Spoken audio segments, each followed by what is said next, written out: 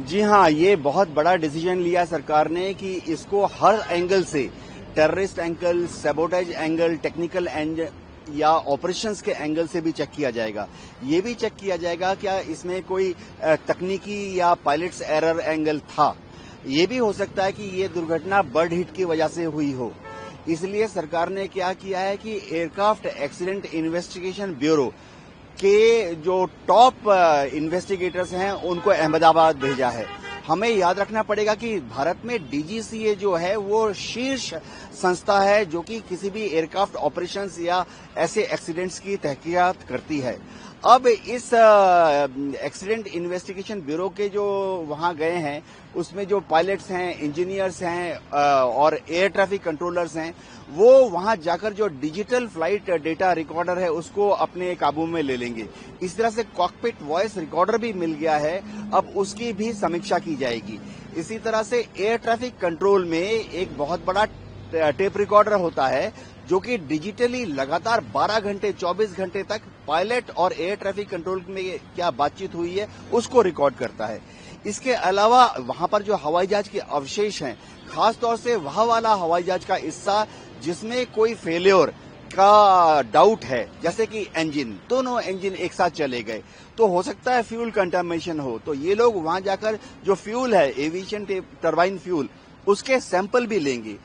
दोनों इंजन अगर एक साथ पैक हो गए हैं तो ये भी हो सकता है कि बर्ड हिट हुआ हो। बर्ड हिट यानी ये चील, बाज, बड़े बड़े गिद्ध झुंड के झुंड उड़ते रहते हैं। कभी कभी लाखों बार में एक बार ऐसा होता है कि दो चील या दो गिद्ध एक साथ दोनों इंजन में चले गए, जैसा कि हम याद कर सकते हैं हडसन रिवर केस में हुआ था। उस वक्त भी वहां एक एयरबस 320 था और दो चिड़िया एक साथ उनके इंजन में चले गई और दोनों इंजन एक साथ शटडाउन हो गए थे। लेकिन वहां पर पायलट को सामने ही नदी दिखाई दी, हडसन रिवर, उसने वहां फोर्स लैंडिंग कर ली, तो काफी सारे पैसेंजर्स और क्रू की जान बच गई थी। जी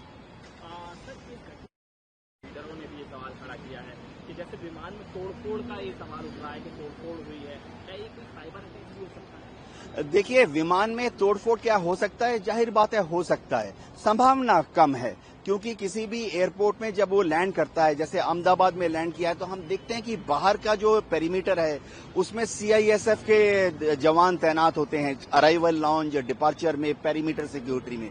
उसके बाद जो ऑपरेटिंग एरिया है, जो एप्रन है, जहां पर जहाज की सर्विसिंग होती है हैंगर के अंदर, वहां पर bureau of civil aviation security, उनके एजेंट्स तैनात होते हैं। इसी तरह से जहाज पर भी हमेशा या तो ऑपरेशनल क्रू, पायलट्स या दूसरे कैबिन क्रू होते हैं, टेक्नीशियंस होते हैं, वो भी देखते हैं कि कोई भी अवांछनीय व्यक्ति आसपास नहीं घूम रहा है। लेकिन सारे एंगल्स की छानबीन के लिए भारत सरकार ने वहां पर एनआईए की टीम को भेज दिया है और गुजरात की जो एटीएस है, एंटी टेररिस्ट, वो भी छानबीन कर रही है।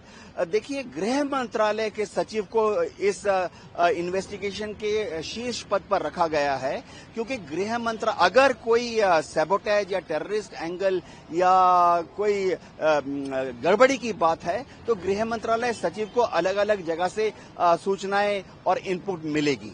जी किया जिसमें परमाणु ठिकाने सैन्य कमांडर और प्रमुख ढांचों को निशाना बनाया गया है, किस तरीके से देखते हैं सर? जी हाँ, देखिए, ये दुनिया के इतिहास में एक नया रिस्क हो गया है, जहां पे कि युद्ध के समय एक दूसरे के परमाणु ठिकानों के आसपास हमले हो रहे हैं।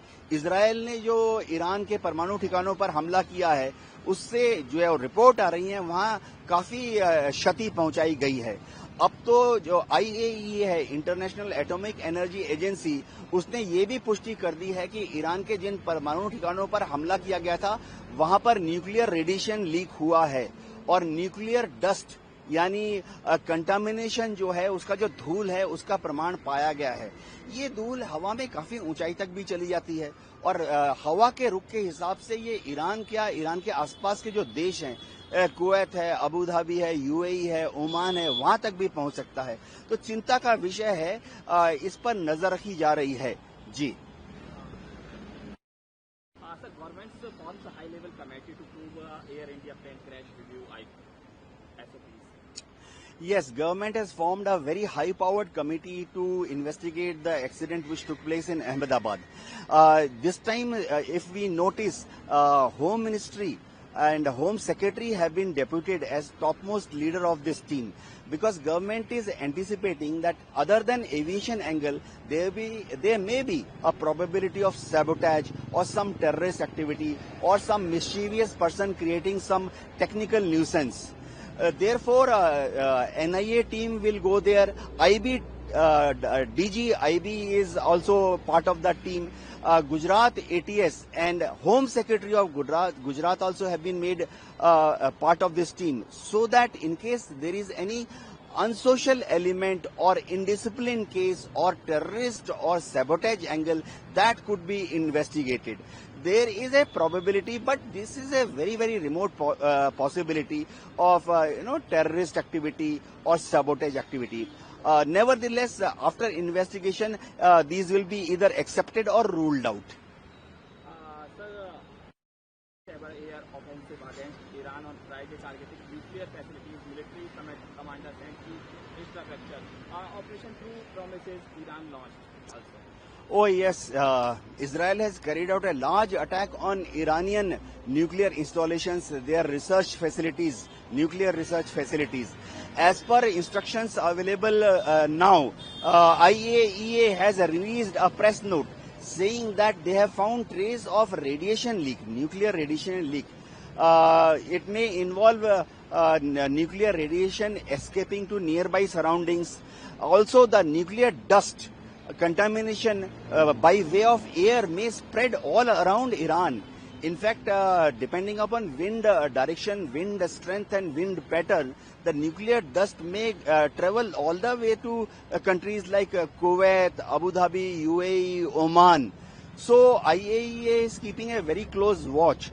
We must remember that nuclear dust, if it goes to any part of the world, because of the prevailing weather condition, then it contaminates the land, the soil, drinking water, overground and underground water sources.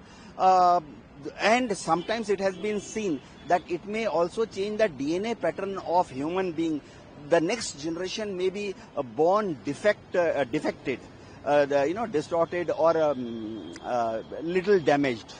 Yes.